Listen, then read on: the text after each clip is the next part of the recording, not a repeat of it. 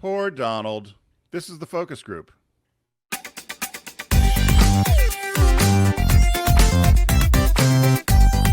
They're all business, except when they're not. It's the Focus Group with Tim Bennett and John Nash.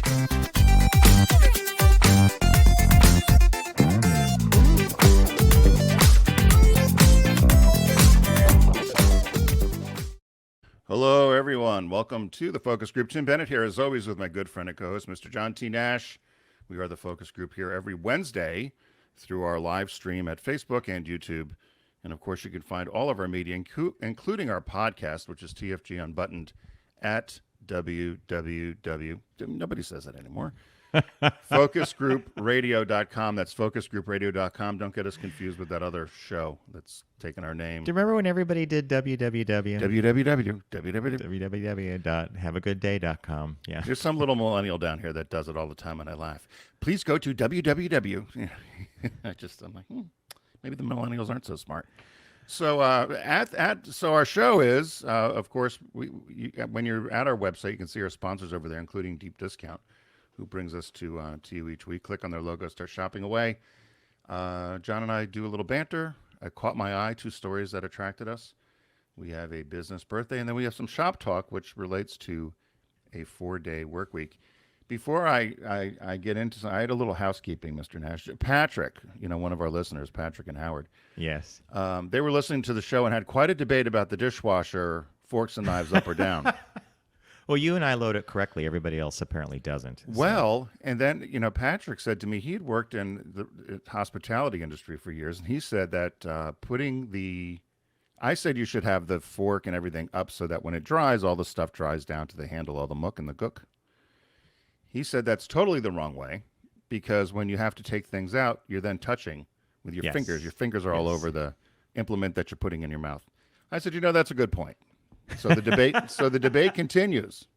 Thank you, Patrick. And it is a good point, right? Yeah. So I said, I didn't think about that. So the debate continues. So thanks for Patrick for pointing that out. And then did you see somebody else sent us something through Facebook about Subaru? No. One of our listeners, Joe, I didn't quite understand it, but he just said, Tim and John, ? Are you sure you're not? And I think he must have spelt it wrong. So I don't know what the word was, but something with Subaru. And it was one of the dog ads, and they were all the dogs are sitting in around a table, and behind them there's a sign that says "Want a Wiener." So I figured that's what he was referring to, whether you and I were involved. And that, unfortunately, we weren't. I saw that ad recently. The ad where they've been doing that a lot with the dogs, like they go to a park and they leave their cat in the car because the dog park says no pets allowed. And then I saw the wiener dog thing as well. Yeah. So what a Monday, or how to start the week. One of your favorite authors and one of my favorite voices to narrate, David McCullough, passed away. Yes. Olivia Newton-John, which broke all our hearts. I loved her in Grease, and I'm a guilty pleasure fan of Xanadu. Well, and that was your theme when we were on Sirius XM. We had to all pick a song. Of course, mine was that hard rockin' 2 a.m. Would you say lines off a stripper's tits? And you were roller skating with Xanadu. So we were Gene Kelly and Olivia Newton-John. And then I went to the laundry room on Monday night, and I came back, and the world changed. I walked in with the laundry ready to fold it, and Bob goes, "Guess what? The FBI raided Mar-a-Lago." Raided is a term that I'm sure the Republicans love using. I think they knocked on the door. They had appropriate authority, and they looked for documents. They didn't knock things down. It's the most horrible thing ever to happen to America, John. Well, I just stared at the TV because I went right to Rachel Maddow, and I'm not a huge Rachel fan. I mean, I like her a lot. She's done an amazing job, but boy, Monday night she was on point. She went down everything that he's done in the past several years. She said, "Finally, now we have the FBI doing this." And of course, the thing that intrigued me the most was this happens on the day that the Democrats announced the Inflation Reduction Act, which is this huge, big thing for climate change and for Medicare to negotiate drug prices, et cetera, et cetera. Never a dull moment, huh? Well, I was listening to more on the news about what they think. So apparently it was all around documents, right? Documents that he had taken out of the White House that they had asked for. I guess the National Archives and a number of people had asked for documents. And what the Republicans know better, as anybody that knows anything about history should know better. You don't just go to somebody's house. No. You need to have a warrant. A federal judge need to have approved it. You can be certain that the Department of Justice went through with a fine-tooth comb to make sure there was nothing out of the ordinary for them to do this. And you're right, it wasn't a raid. They let the Secret Service know they were coming, and Trump wasn't there. And they went in and probably they said there were things anywhere from the model that he took of the Air Force One to other documents that he might have thought were cool, quote unquote. But they said the concern for all of us as Americans is there may be classified information about informants in other countries. There may be investigations going on with either gangs or drug cartels that you certainly don't want out just floating around Mar-a-Lago. And so I laugh at, McCarthy and the rest of the morons that are crying about this. What he did was illegal. If you and I had done that, we'd have been in jail already. Mm-hmm. So stop the nonsense of this is a political thing, and I guess the Proud Boys and everybody now wants to start a war. Oh, and the rich irony of Trump being taken down by the exact same thing he wanted to lock Hillary up for. Lock her up. And yes, I was watching Morning Joe, and some of the far right stuff, some of the people on Twitter, and just say the word, guns are loaded, it's time, aren't we already in a civil war? No, we're not, because who are you going to be shooting at? Yeah. This is the rule of law. This is what Merrick Garland's been saying from day one. There's no one above the law, period. And did you know that this, the Presidential Records Act, I forget the exact name of it, but this is the one thing besides impeachment that could bar him from ever holding office again. Yeah. So I think it's kind of interesting that if hey, maybe he never does jail time, maybe it's a huge slap on the wrist, and oh, by the way, you can never run for office again. Just go away. That's all we want. Go away. Yeah. But that's the problem here. Is that you're exactly right. Is he's just an unnecessary distraction, and he's got such false. He just keeps reporting false information, and I bite my tongue every time I go on social media to not have to respond. Jim Jordan and all the other fools that are banging the keyboard away. But I probably should just shut it off. I have a healthy life, not paying attention to it. But when I do drop in now and then, I just roll my eyes. And some of our favorite commentators are off for the month as well, and they would he's probably foaming at the mouth. Field day with that, yeah. So this. We'll see what happens. And as you said, it took two branches of government to approve this. It just wasn't a random thing. It had to be signed off by the Attorney General. It had to go in front of a federal judge there's a pretty high, the bar is pretty high. Well, the federal judge was appointed by Trump, and the FBI director was appointed by Trump. Christopher. They forgot about irony. that. Yeah, they forgot about lock her that. up. You mentioned David McCullough had passed away, which one of America's great historians, one of my favorite authors. I like nonfiction. Mm-hmm. Although sometimes he writes more romanticized versions, I guess, of history. But I used to love listening to his lectures because he actually talked a lot about how you and I may have discussed it before. A lot of his works relied on old diaries and documents and written correspondence. And he said, if any of us want to be famous now, we should write things down with actually handwriting in a book. He said, because I remember you talked about this before. Right, no one's going to leave an analog record. Right, because no one will be able to then 200 years from now access what you may have been thinking or what you may have been doing. So he said you might not be anybody of merit, but if you have a diary, someone might write about you more so than just having no information out there. So, but I loved his work. His one book, one of his last books was The Pioneers. It might be his last book, which was about where I went out to college in Marietta and the pioneers who settled that area, which he initially started. He went to Yale and initially did it because Yale was doing an anniversary of people, famous Yale graduates nobody knew about. And so that's how the book came about. There was a story that was told about him where I think the book was John Adams. And I think he took 8 to 10 years to write that book. And when he was done, he showed his wife the manuscript, which was this enormous stack of papers. And her comment back was hilarious. It only, this was only 10 years. if it should take longer, right? Right, and he often tells the story. He wrote the book about the Jonestown flood in Jonestown, Pennsylvania. Yeah. And they said he sent the book off to the publisher and said, I'm done with the book. I'm done with the book, and I'm so excited, but I can't come up with a title. And the publisher said, "Oh, I got one: the Jamestown Flood or the Johnstown Flood." So that's Was he looking for something magical? Yeah, there other was than going the to be word some sort flood? of great title, and the publisher's like, "I got a name for the book: the Johnstown Flood." So, but yeah, so we lost a great American. That's I would have loved to have taken a class from him. He used to do Oh my classes God, at a yeah. number of universities and lecture, and you can find a lot of his stuff on C-SPAN or PBS, and his thought about the education system currently and people's responsibilities, which I think is And then late last admirable. week, after we did our broadcast, we had the primaries and we had the Kansas amendment, which basically they're like, no, don't you dare change the state, the guarantee to a woman's right to make these choices, which I think was another, tsunami through the chattering class and the pundits about what the midterms will be like. I think it's all up in the air, and I know friends who are walking around saying we're not going to lose the House and we're going to deepen our Senate presence. Well, they've got two morons, at least that we know of. Well, three morons running for. They got the J.D. Vance in Ohio. They've got Mehmet Oz in Pennsylvania and Herschel Walker in Georgia. So we should be able to pick up Ohio and Pennsylvania and At the keep very Georgia, least. which would be helpful because then cinema and mansions become somewhat irrelevant in terms of hijacking the party. Yeah, yeah, I've kind of whatever went on with Manchin and Schumer. Clearly, it resulted in something interesting and good. And Biden had a great week. I mean, it's been the CHIPS Act, the burn pit thing for veterans, this Inflation Reduction Act, the killing of the head of Al Qaeda. So there's been a lot of stuff. I was that he's confused done. about that bomb. Did you read about that bomb?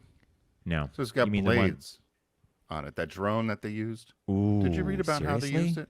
Wow. So they said they could pinpoint the accuracy. So they waited for him. So obviously there was some informant in Kabul. If you think we all left, you're crazy. So he was out on a You balcony. think we all left? You're Right. crazy. You know what I mean? You think Yeah. we left that huge embassy unmanned? So they said when he was out on his porch balcony, they shot in these two drones, and the drones don't explode, but they send out these sharp blades, knives, like 6-inch blades, and that's what killed him. But I thought it has to be pretty darn accurate because, if something came 3 feet or 4 feet from you, it'll miss you. So it was pretty darn accurate to go in and slice them up. Wow. And the rest of the family was fine, but of course the Taliban didn't know he was there, just like the Pakis didn't know that Bin Laden was, in Abbottabad, In a rat hole. whatever he Yeah. was. Yeah, Abbottabad, as John Stewart used to say. He's down at the Abbottabad CVS at 6'7". Nobody recognized him. He's getting a Slurpee at the 7-Eleven. Yeah. So what caught your eye this week, Mr. Nash? What caught your eye? Here's what Tim and John found. I would like to thank our good friend Lauren at Deep Discount for what caught my eye this week. She sent me I think she sent us both a note about check this thing out. And I had literally just clipped an article. It was a review of this exact thing. And it's a burlesque show out in San Francisco called The Empire Strips Back. Oh, So I it's a- did see this. Yeah, that you sent. so it's a burlesque show based on the movie The Empire Strikes Back with R2-D2, Princess Leia, Jabba the Hutt, Han Solo, Emperor Palpatine. There's a whole cast of characters. And the review that I read was hysterical because the guy was like, I admit that I'm not a Star Wars fan, but this thing was really funny. So the show is playing in San Francisco, and it's at the gritty, eclectic Great Star Theater in Chinatown. If you're watching on YouTube, I have a picture of the theater marquee up. A century-old venue that has just reopened to the public. It's probably the perfect space for The Empire Strips Back, which is played in sold-out theaters throughout the West Coast and its Australian homeland. And so the reviewer says, with each draw of the curtain, we saw a series of burlesque acts that were visually decadent and tonally unique. Aside from Jabba the Hutt and Captive Leia, my other personal favorite was Sheev Palpatine, that's Emperor Palpatine, who looked absolutely grotesque thanks to a wrinkled blue and white skin suit fully stripped and swung on a massive disco ball, the Miley Cyrus's Wrecking Ball. Just before that, R2-D2, resident space pimp, made it rain by ejecting wads of cash into the air while braggadocious Han Solo undulated a smooth criminal, making every goth and nerd in the audience scream like animals. You know, I just... So R2-D2 was shooting cash out? That's hilarious. You know those guns that shoot that Yeah. paper money out? I think it's hysterical. I always laugh when I see them being used. Australian creator Russell S. Beatty says that producing strips back was inevitable. He said, I am a Peter Pan. I've never really grown up. He says as his French bulldog snores audibly in the background. It takes all the best things about being a kid and all the best things about being an adult and just jams them together. So in his world, Star Wars is the best thing, and being an adult, I guess, stripping and burlesque is another one. Sounds like he'd be a good friend of yours. Yeah. So the show's been going on for a while. Actually, it had a limited run a while back. 2016, Huffington Post featured it. It went viral. It was performed before that in 2011 in Sydney, Australia, for a 3-night run. And just before the pandemic, they had locked in a contract to be, if I'm not mistaken, it was going to be in Las Vegas, but you know, the next day lockdown happened and they shredded the contract. It was going to be in Caesars. It was like a 3-year deal for Caesars Entertainment. But once that happened, boom. His hope is that this show, in its new home here at the that theater in San Francisco, somehow becomes a staple, kind of like the Rocky Horror Picture Show would be. Right. You know, so you have fans going and either dressing up or laughing or imitating. And then the other thing that he said that was interesting was the dancers were not expecting, and he said it's a very physical show. Obviously, it's burlesque, it's not total nudity, but it's close to it. Suggestive, yeah. Yeah. I guess it's kind of like when Edie was in Zumanity, which would be kind of a burlesque kind of feel. He said that the actors and actresses did not anticipate how difficult it would be to do their jobs based on the weight of these costumes, like foam latex. You know, they had to prepare a great deal, and so there was a lot of physicality to it, and I just thought it was, so. Thank you, Lauren, and in honor of that, I would say that if you're a fan of this kind of thing, go to Deep Discount and get yourself Showgirls on Blu-ray or. You remember Showgirls? Yes, oh yes. I'm surprised you didn't. Now I'm guessing this is going to be on your radar if you head out most certainly. west. But I'm surprised it's not been in New York, or they've not done a limited engagement in New York City. Do you think there are any kinds of local laws about that? In New York City, you could be topless in Manhattan. You know, Giuliani, when he, America's mayor before he went off the rocker, he was the one that cracked down and cleaned up Times Square, made it more Disney-like. I kind of miss the old Times Square sometimes, but I don't know that you could. Maybe you can. It would be interesting, but I'd like to see it. I think it would be hilarious. Yeah. And so thank you, Lauren, for putting that our way. I wonder if she saw it. Well, she's out there, right? Yeah. We should convince her to go. Yeah. It should be a company trip. I would definitely go see that. I think that'd be hilarious. I love that sort of stuff. I think that I love when that's very lampoon creative. And have fun. Yeah. So mine's a little different, John. This is a job I thought you and I could both have, maybe as co-CCOs. So this was a story I had found, and it's not too late for us to apply. So it's a job available. You get paid $78,000 to taste test 3,500 pieces of candy a month. Would you do it? I'm sitting here. How many did you taste test? 3,500 a month. So it's a Canadian company. It wants to hire a CCO, a Chief Candy Officer, and they will taste more than 3,500 pieces of candy. And it's from a company called the Candy Funhouse. It's an online candy store, and they're based in Canada. But the job, you could be either based at home remotely, or you could work out of their locations in Toronto, Canada, or Newark, Delaware. Newark, New Jersey.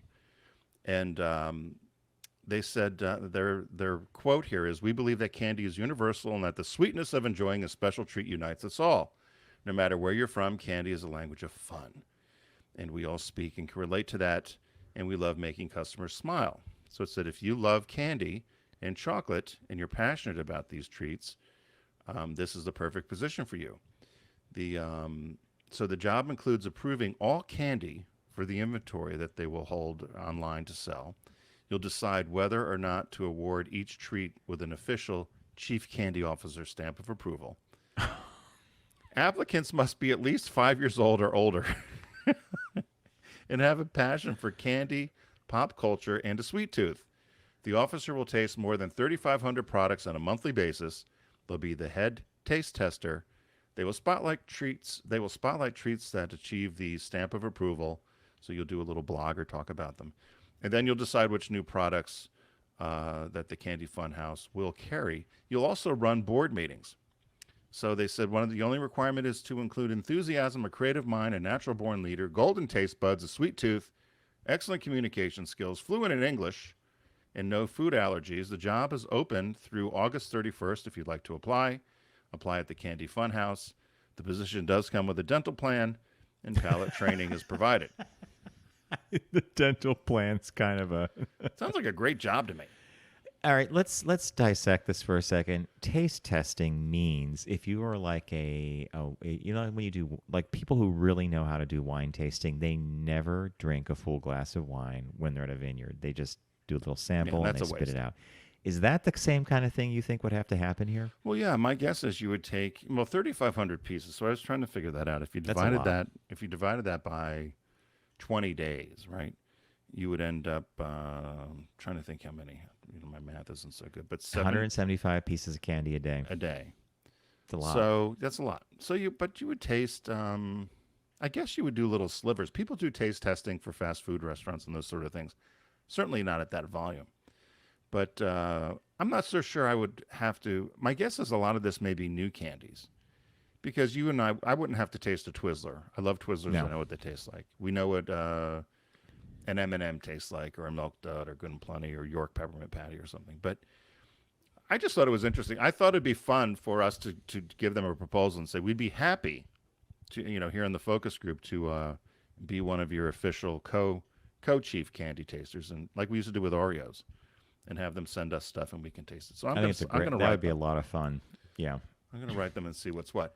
But, so that caught my eye. I just thought that was a funny thing. They'd have to put a check in with the candy, too. I mean, check?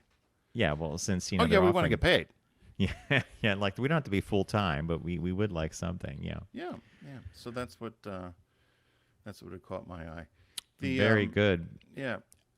All right, folks, we're going to take a super quick break, and when we return, we have the business birthday this week, the only show in the universe that does business birthdays. And we also have a shop talk, which I thought was kind of interesting because it was the ongoing results of an experiment about the 4-day work week. And of course, it's happening in Europe. It would never happen here. Maybe it does. We just don't know about it. So we'll be right back after this quick break.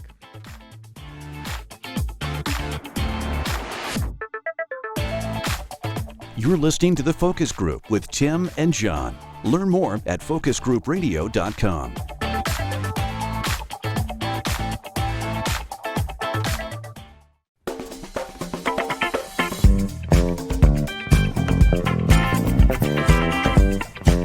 Now back to The Focus Group with Tim and John. Available pretty much everywhere.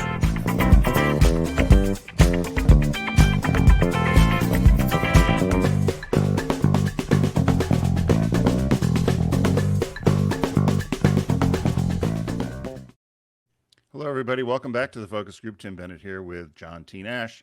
We are the Focus Group here every week. Find out more about us at focusgroupradio.com. You'll also find all of our media there to download. Take to the beach, take to your trip, take to the mountains, go to your car, over the river, through the woods. John says it's digestible because we also have audio versions there rather than this video podcast, broadcast, whatever you want to call it. Is it a video cast or is it a webcast? I don't know what to call this.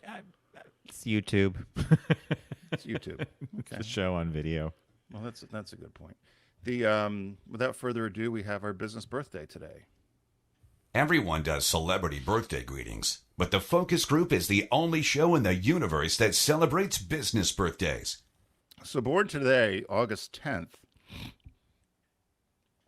in 1909, my allergies are killing me. Born today, August 10th, 1909, was Leo Fender, Clarence Leonidas Fender. This is his full name. He died March 1991 at 81. He was the American inventor known for designing the Fender Stratocaster guitar. And he also founded the Fender Musical Instrument Corporation. In 1965, he developed some sort of, it sounded like a Fred Flintstone disease, but it was a streptococcal, do you know how to say that correctly? Mm-hmm. Streptococcus, like a pneumonia type thing. Right. And so he ended up, streptococcal, he's sinus infection, and it impaired his health to the point where he decided to wind up his business affairs. So he sold the Fender company that he had started in 1965 to CBS. He probably wishes he had kept it. And he had to sign a non-compete, but lo and behold, he got better. Like he didn't think he didn't think he was going to, survive, obviously. So, but he had to sign a non-compete. So he wasn't able to continue selling the Fender instruments he had created, but he ended up teaming up with two other people and with two other companies that they founded in the 60s called Music Man, and then later on G&L Musical Instruments. And so his guitars and basses and amplifiers were designed, they said, from the 1940s, and many of them are still widely used today. The Fender Stratocaster came out in 1950. That was the first mass-produced solid body electric guitar. The Stratocaster in 1954, it's the most iconic, one of the most iconic guitars. The Precision Bass in 1951, which is still the standard for electric basses. And then the Fender Bassman amplifier, which still, again, is very popular and dominated rock and roll. He was inducted into the Rock and Roll Hall of Fame in 1992. His instruments were played by many people, of course, such as Jimi Hendrix, Eric Clapton, Stevie Ray Vaughan. Fender never knew how to play the instrument. He never played the guitar. Seriously? Yeah. And but he was able to create them kind of on I love how some of these stories take a turn. So he was 8 years old. He developed a tumor in his eye. And so they had the tumor removed, and he had a glass eye, which made him ineligible for World War II later in life. And he tried to play the piano. He switched to the saxophone. He wasn't really interested, but he had a real interest in electronics because he had a uncle that ran an automotive electric repair shop and would take out discarded car radios. And then he would make other things with them, other sort of radios or amplification products with them, with car batteries and discarded radio parts. And so while he went to school to be an accountant, he really had this interest in tinkering around with electronics. And somebody in a local band said to him, when they were visiting one time, said, "Hey, could you do a public address system for us, a PA system?" And that the band could use, because we don't have, with these rock and roll bands and swing bands that were starting to come out, you didn't have the orchestras with the big loud music, so you needed to amplify the sounds. He said, "Sure, I'll do it." So he borrowed $600 and he started his own kind of radio repair and amplification service. And then somebody came up into the store one day and said, "Hey, I have this acoustic guitar." This guy was from they said, the California music scene, which was the Hawaiian or lap steel guitar, which were very popular at the time and also popular with country music. So they figured out a way to amplify it to make the sound louder and fill the room. And that's kind of how he got started building these guitars and the electric guitars. Yeah. So it gets into all very much very detailed about how he recognized the potential for the electric guitar and all the certain things he did in terms of building them, which would really get us into the weeds. But you had to make sure there was no feedback.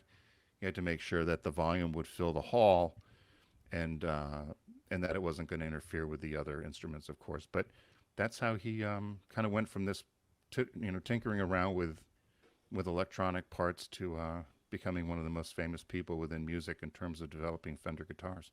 And Fenders, there's quite a market for these electric guitars.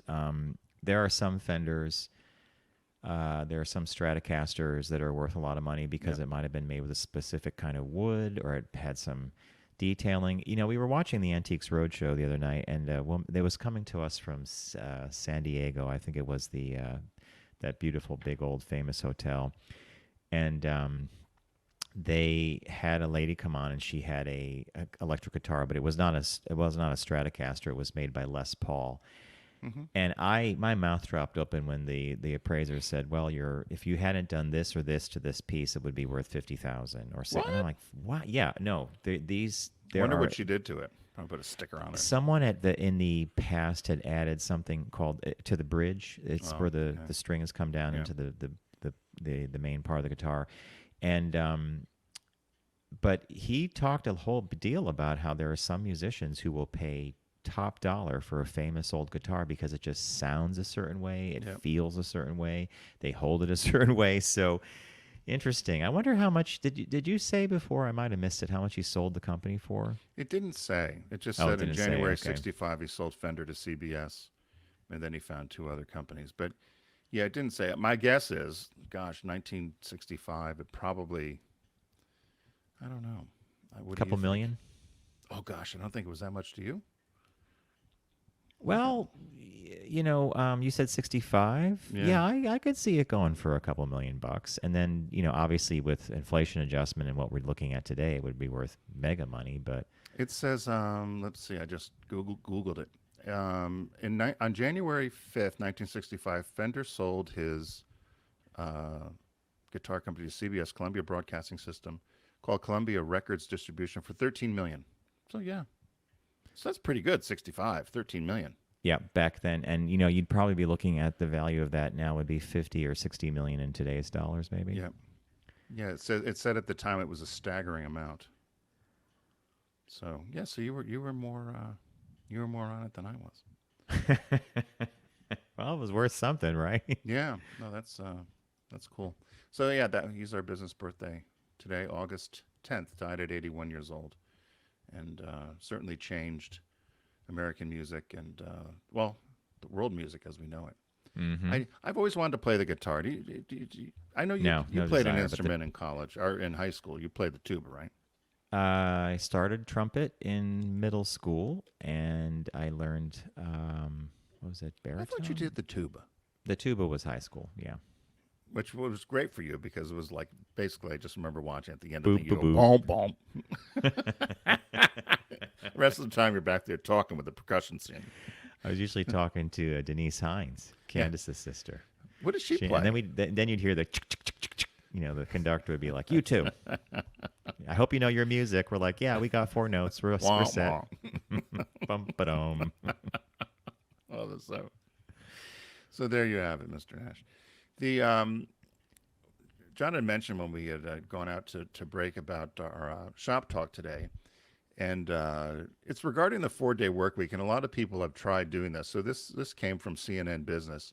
It says how the world's biggest 4-day work week trial run changed people's lives. And so while people have talked about doing these 4-day work weeks, this group actually put together a what they call the largest. It was an 8-week long, thousands of people tested a 4-day schedule, and I believe it was done by. They said the program was run by a non-for-profit 4-day work or 4-day week global autonomy, a think tank, and a 4-day week UK campaign. It was in partnership with Cambridge, Oxford, and Boston College. And so people went from the traditional 5-day work week to 4, so they added 2 days onto their day, and they were surprised. I don't know if they were surprised by the results, but how did you take this in terms of what the They did a outcomes good were? job in the article.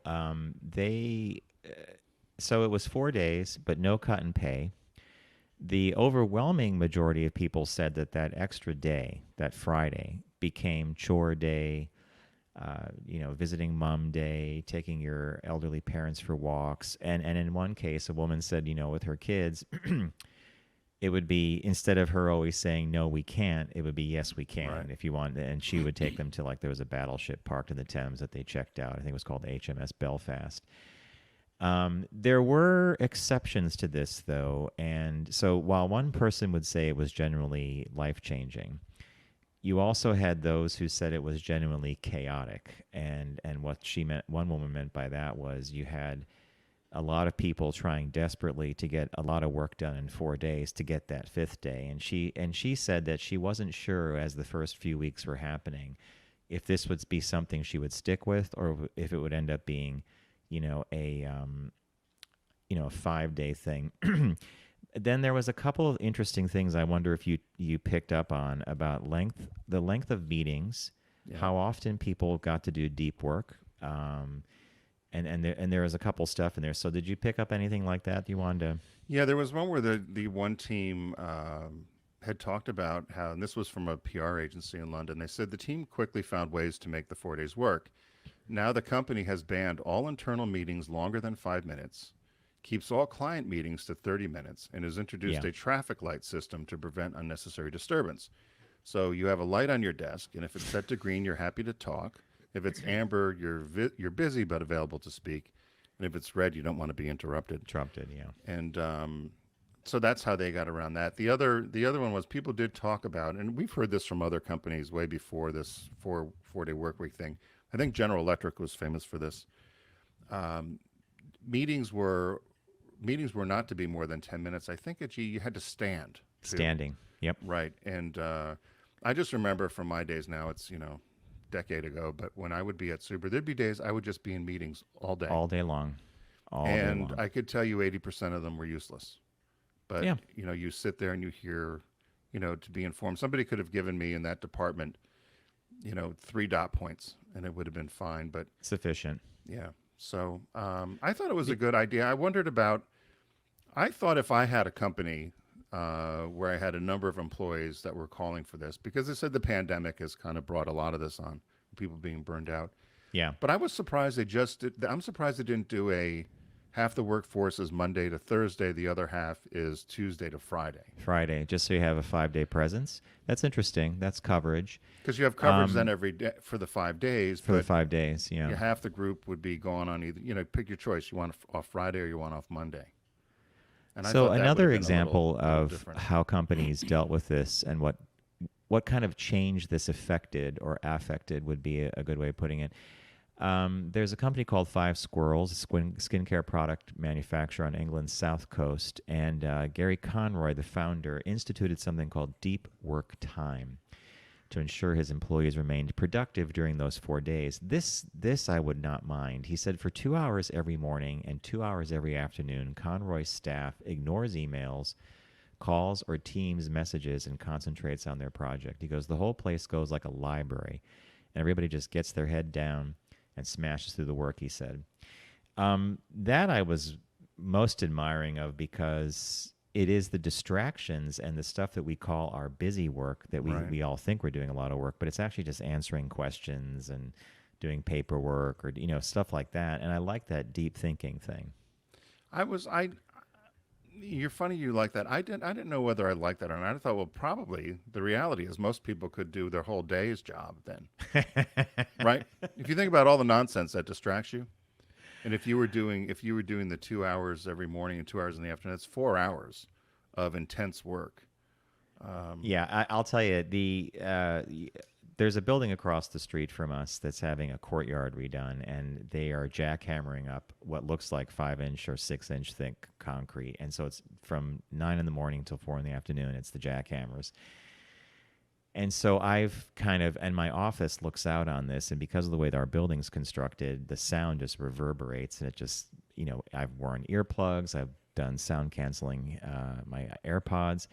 Eventually, I just packed up my stuff, my laptop and everything, and I went down to a library that I've not been to before in the city. It's part of the New York Public Library chain. It's across from the Museum of Modern Art on 53rd Street.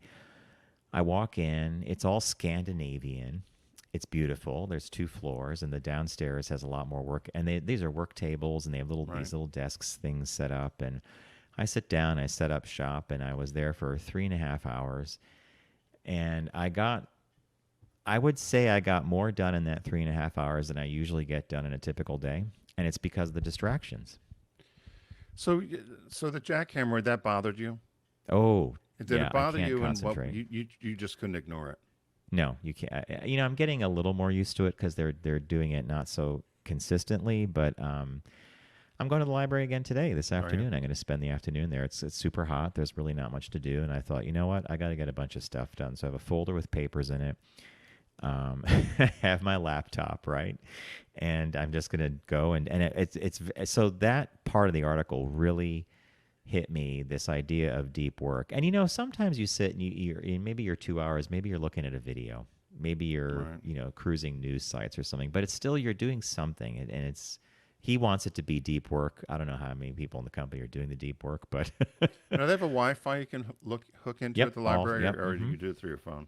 yeah, you could do everything through. They have public Wi-Fi. Now you had said on our podcast that you had something. Did you get an Apple Watch? Yes. Okay, so here it is. Let me get the face up. I there. see. I guessed that because I didn't know you did. Now, where did that come from? Okay. I'm going to tell the story, and I hope it doesn't get anybody. So this is the face I chose for my watch. It's a normal-looking face. This is the Apple Series 7. So many weeks ago, my mom's husband, Jim, said to me, "Do you have an Apple Watch?"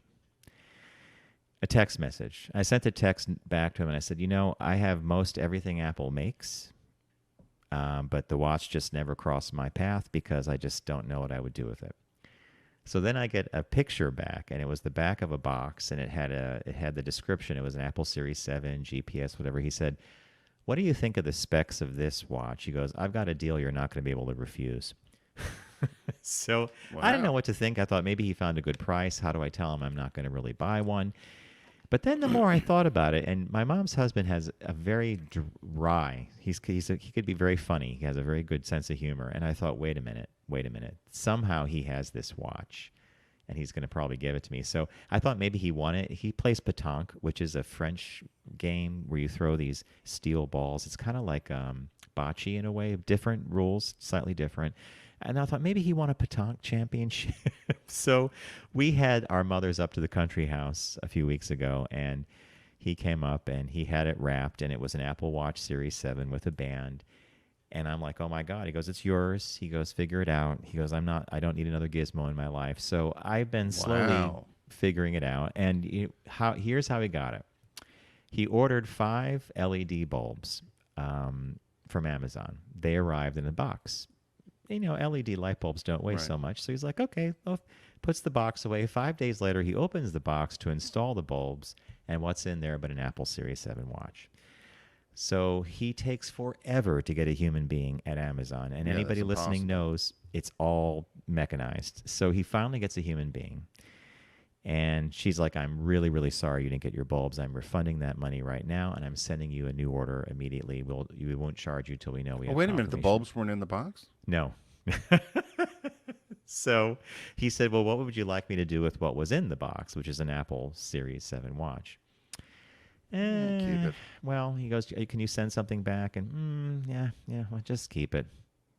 Have you heard of these stories before?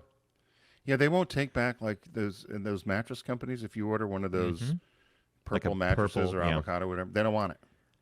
If you got it and said, "You know what, I can't sleep on this, it hurts," donate it to the homeless, donate it to a shelter. Well, where are they going to take it, right? Who's going to pack it up and mail it? Because it blows up to this huge thing, right? You can't mail it back. We all of us, both families, well, it was Gene and then my family, we couldn't stop laughing. And I'm like, "Jim, are you serious?" He goes, "I practically begged them to send me something to send it back." He said, "But I thought, well, okay." So apparently my sister Laura was like, "Well, sell it. It's mint in box." And he's like, "Yeah, I'm not going to bother selling it." So I have it. Well, I think it's that's the smaller. great. It's what? I think that's great. Well, I'd be curious to see how you use it. My friend Lisa has one. When does she use it? All the time? Well, or just... here's where I think is going to be your problem. I'm going to give you a little soft love. Because she does this, so you made a big point of if we go to a restaurant, you put your phones away, you do whatever. Now, so she's got the watch on. She's constantly looking at it, because all it did is, you put your phone away, but all the messages are coming on, and so it's constantly this. So if you can get at the habit of not constantly turning your wrist when you're with somebody to look at it, different than if, say, you're on the subway and something comes in and you do that. That's one thing, rather than taking your phone out if you're reading or something. But to be at dinner with somebody or to be visiting with somebody and constantly doing that, I think would be a distraction.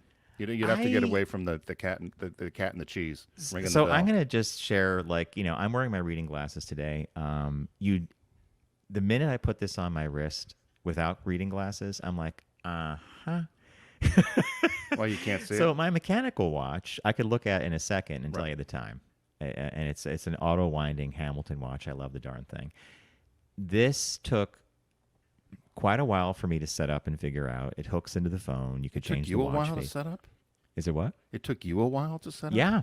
I still don't know boy. everything. I went to a gym class the other day, and the instructor had one of these on, and he said, "Oh, you got a watch.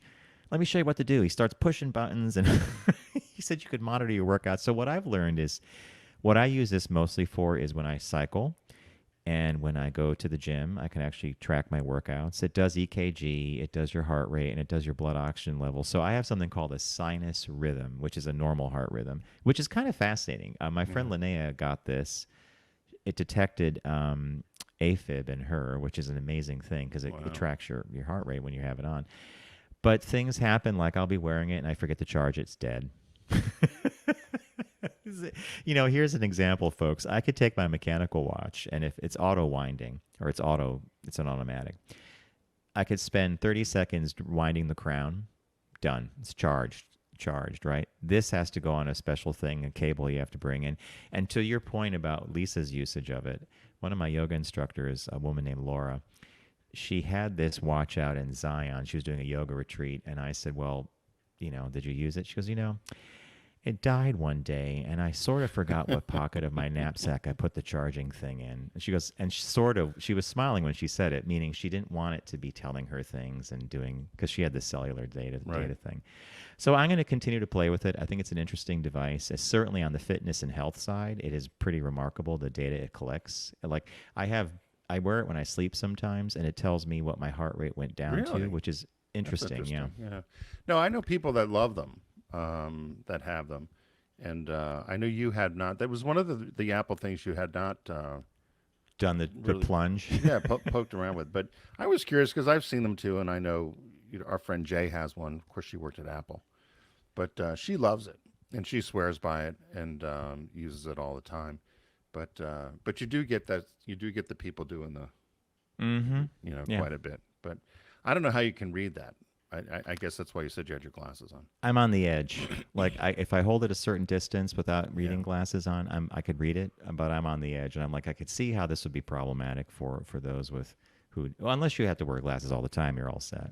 Well, thank you, Amazon. Yeah. Well, I know. Yeah, my friend Bob thinks it.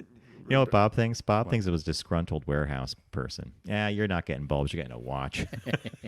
Well, they hit somebody ordered a watch and got 5 light bulbs. Yeah. There you go. Our neighbor across the street ordered a bunch of really nice outdoor furniture. Same sort of thing happened. She said, this furniture you sent me is nice, but it's not what I ordered. I'll just keep it. And then sent a whole new group of furniture, and the furniture's gorgeous.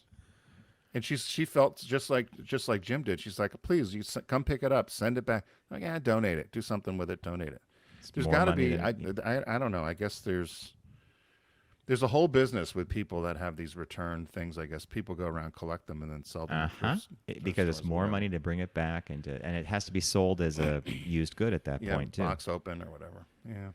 Well, cool. Well, there I'm glad you got folks. the watch. I can't wait to see you in person with it. Using it. All right. All right, so we're going to wrap it up there, folks. I want to thank you for joining us today on the Focus Group. Check out focusgroupradio.com, which is our site, and that has all our media there, including our podcast on Tuesdays, TFG Unbuttoned.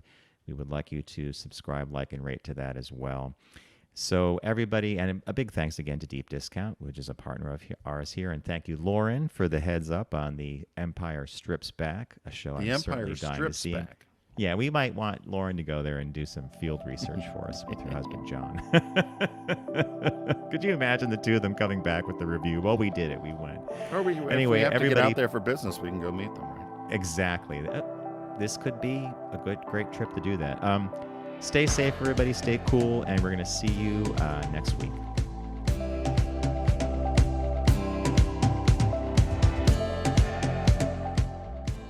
It's The Focus Group with Tim Bennett and John Nash. Accessible on all platforms. Subscribe, like, and rate us on your platform of choice. Learn more at focusgroupradio.com. That was a stunning focus group.